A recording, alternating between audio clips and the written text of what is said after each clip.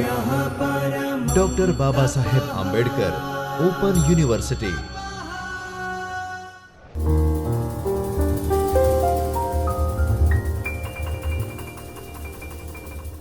નમો નમઃ. Doctor Baba Saheb Ambedkar open યુનિવર્સિટીના ચૈતન્ય સ્ટુડિયોમાંથી હું ડૉક્ટર પાયલ ચાવડા આપનું સ્વાગત કરું છું. તો વિદ્યાર્થી મિત્રો, BA દ્વિતીય વર્ષ પેપર નંબર SKTS 203 આર્ષ મહાકાવ્યોનો વિભાગ 1 રામાયણ સુંદરકાંડ નિયતાંશનો જે સર્ગ 13 છે એમાંથી આપણે આજે 13મા સર્ગના ગયા લેક્ચરની અંદર આપણે 24 જેટલા શ્લોકોનું અધ્યયન કરી ચૂક્યા છીએ. તો આજે આપણે શ્લોક 25થી અધ્યયન કરીશું. તો વિદ્યાર્થી મિત્રો, આપણે 24મા શ્લોક સુધી જે રામાયણ સુંદરકાંડનો 13મો સર્ગ છે એ ભણી રહ્યા છીએ અને 13મા સર્ગની અંદર 24 શ્લોકો સુધી આપણે જોયો. તો શરૂઆતની અંદર આપણે જોયું કે કેવી રીતે હનુમાનજી છે, સુંદરકાંડની શરૂઆત જ ત્યાંથી થાય છે કે હનુમાનજી છે એ સમુદ્ર લંઘન કરી અને અશોક વાટિકામાં માતા સીતાની શોધ માટે ગયા છે, પહોંચી ગયા છે. અને અશોક વાટિકાના વર્ણન બાદ આપણે જોયું કે કેવી રીતે હનુમાનજીએ માતા સીતાને અશોક વાટિકાની અંદર જોયા અને એનું જે વર્ણન છે એ આપણે જોઈ રહ્યા છીએ કવિ દ્વારા. જે માતા સીતાનું વર્ણન કરવામાં આવ્યું છે એમાં 24 શ્લોક સુધી આપણે જોયું. 25મા શ્લોકની અંદર કવિ કહી રહ્યા છે કે તામ સમીક્ષ્ય વિશાલાક્ષીમ અધિકમ મલિનામ કૃષામ તર્કયામાશ સીતેતિ કારણે રૂપાદિભિઃ. અન્વયની અંદર આપણે જોઈએ કે વિશાલાક્ષીમ અધિકમ મલિનામ કૃષામ તામ સમીક્ષ્યમ ઉપપાદિભિઃ કારણૈઃ સીતા ઇતિ તર્કયામાસઃ. શબ્દાર્થની અંદર આપણે એનો અર્થ જોઈએ કે વિશાલાક્ષીમ એટલે કે વિશાળ આંખવાળી, સમીક્ષ્ય એટલે કે જોઈને, ઉપપાદિભિઃ એટલે કે પ્રાપ્ત થયેલા, અને તર્કયામાસ એટલે કે તર્ક કર્યો. તો આપણે જોયેલું જ છે કે 24મા શ્લોક સુધી જે કંઈ પણ વર્ણન આવ્યું છે, શરૂઆતની અંદર અશોક વાટિકાનું વર્ણન આવ્યું હતું. ત્યારબાદ માતા સીતાને જોઈ અને કવિ માતા સીતાનું વર્ણન કરી રહ્યા હતા. તો હવે 25મા શ્લોકની અંદરથી માતા સીતાને જોઈ અને એમનું વર્ણન કરતા કવિ કહે છે કે વિશાળ નેત્રોવાળી, અનુવાદની અંદર આપણે જોઈએ કે વિશાળ નેત્રવાળી, વધારે મલિન તથા પાતળી તે સીતાને જોઈ અને સંપ્રાપ્ત કારણો વડે આ સીતા છે એવો હનુમાને તર્ક કર્યો.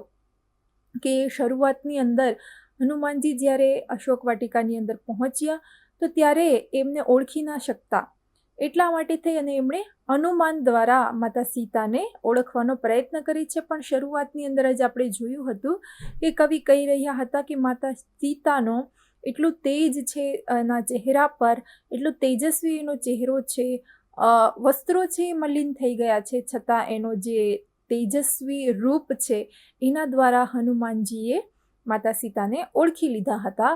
અને હવે એમને જોઈ અને શું કહે છે કે વિશાળ નેત્રોવાળા માતા સીતાના નેત્રો છે એ વિશાળ છે, મલિન તથા પાતળી. કે જ્યારે અશોક વાટિકાની અંદર આટલા સમયથી છે તો વિરહને લીધે અને દુઃખના લીધે, સંતાપને લીધે માતા સીતા પાતળા અને પાતળા થતા જાય છે. એટલા માટે મલિન એટલે કે વસ્ત્રો છે એ પણ મલિન થઈ ગયા છે, શરીર પણ પાતળું થઈ ગયું છે. અને આને જોઈ અને સંપ્રાપ્ત કારણો વડે એટલે કે આ બધા કારણોને જોઈ અને હનુમાનજી છે ત્યાં એવો તર્ક લગાવે છે કે આ માતા સીતા છે. આવા અનુમાન દ્વારા માતા સીતાને ઓળખવાનો પ્રયત્ન કરે છે. તો આગળ આપણને કવિ કહી રહ્યા છે 26મા શ્લોકની અંદર કે ह्रियमाणा તદા તેન રક્ષસા કામરૂપિણા યથારૂપા હિ દ્રષ્ટાસા તથા રૂપેય મંગના. અન્વયની અંદર આપણે જોઈએ કે તેન કામરૂપિણા રક્ષસા ह्रियमाणा તદા સા યથારૂપા હિ દૃષ્ટા તથારૂપા ઇયમ અંગના. તો હિયમાણા એટલે કે અપહરણ કરાયેલી, કામરૂપિણા એટલે કે ઈચ્છા પ્રમાણે રૂપ ધારણ કરનાર, રક્ષસા એટલે કે રાક્ષસો દ્વારા, યથારૂપા એટલે કે જેવા રૂપવાળી, અંગના એટલે કે સ્ત્રી. માતા સીતાને અપહરણ કરી અને અશોક વાટિકાની અંદર અત્યારે લાવવામાં આવેલા છે. અને આપણે આગળ પણ જોયું કે એની આસપાસ રાક્ષસીઓ છે અને રાક્ષસીઓથી પણ એ ઘેરાયેલા છે. તો આવી રીતે અહીંયા આગળ આપણને 26મા શ્લોકની અંદર કવિ કહી રહ્યા છે કે તે ઈચ્છા પ્રમાણે રૂપ ધારણ કરનાર રાક્ષસ દ્વારા અપહરણ કરવામાં આવેલી, તે સમયે જેવા રૂપવાળી તે જોઈ હતી તેવા રૂપવાળી આ સીતા જણાતી હતી. કે જ્યારે આપણને બધાને ખબર છે કે રાવણ જે છે એ રૂપ બદલીને એટલે કે એક બ્રાહ્મણના વેશમાં આવી અને ભિક્ષા માગવાના બહાને આવી અને માતા સીતાનું અપહરણ કરીને લઈ જાય છે. એટલે કે ઈચ્છા પ્રમાણે રૂપ બદલવાવાળા રાક્ષસ દ્વારા એટલે કે રાવણ દ્વારા જ્યારે અપહરણ કરાવવામાં આવેલી માતા સીતા તે સમયે જેવા રૂપવાળા હતા તે જોઈ હતી. કે જ્યારે એ સમયે જ્યારે એમનું અપહરણ કરવામાં આવ્યું હતું તે સમયે એમના પહેલાંના સમયમાં પણ જેવા માતા સીતાનું રૂપ હતું એવા જ રૂપવાળા અત્યારે માતા સીતા છે એ જણાઈ રહ્યા હતા. કે એમના વસ્ત્રો છે તો મલિન થઈ ગયેલા છે, રાક્ષસીઓના ઘેરાથી ઘેરાયેલા છે અને શરીરથી પણ એ પાતળા થઈ ગયેલા છે, છતાં પણ એનું રૂપ જે છે એ જોઈ અને આ જ માતા સીતા છે એવું અનુમાન છે એ લગાવી રહ્યા છે. અને આગળ પણ શ્લોકોની અંદર વર્ણન કરે છે કે કેવી રીતે માતા સીતાને ઓળખી શકે છે. 27મા શ્લોકની અંદર વર્ણન કરતા કહે છે કે ચંદ્રાન નામ શુભ્રુમ ચારુ વૃત્ત પયોધરામ કુર્વંતી પ્રભયા દેવીમ સર્વામ વિતિમિરા દિશઃ. કે પૂર્ણ ચંદ્રન નામ શુભ્રુ ચારુ વૃત્ત પયોધરામ પ્રભયા સર્વાહ દિશઃ વિતિમિરાહ કુર્વંતીમ દેવીમ દદર્શ.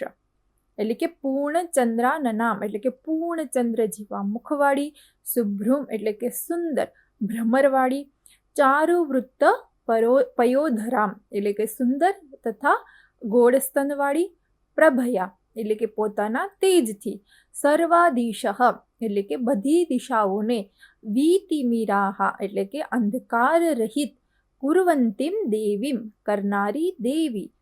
જુઓ અહીંયા વિદ્યાર્થી મિત્રો માતા સીતાના તેજ વિશેની વાત કરી રહ્યા છે કવિ.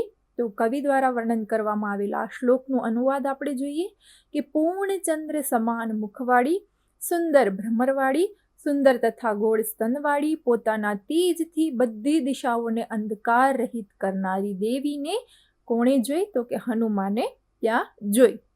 કે એનું મુખ છે એની ઉપમા ચંદ્ર સમાન આપેલી છે કે એમનું ચંદ્ર સમાન મુખ છે અને સુંદર ભ્રમરોવાળી અને પોતાના તેજથી જાણે કે બધી જ દિશાઓની અંદર અંધકારને દૂર કરે છે એવું એનું તેજ, એનાથી એ જણાઈ રહ્યા હતા કે આ માતા સીતા છે. તો આવા માતા સીતાને હનુમાનજી છે એ જોઈ રહ્યા છે.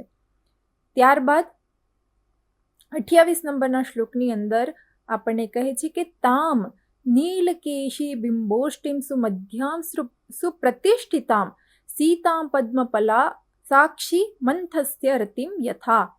કે નીલકેશી બિંબોષ્ટિમ સુમધ્યામ સુપ્રતિષ્ઠિતામ પદ્મપલાક્ષીમ મનસ્થસ્ય રતિમ યથા તામ સીતામ દદર્શ.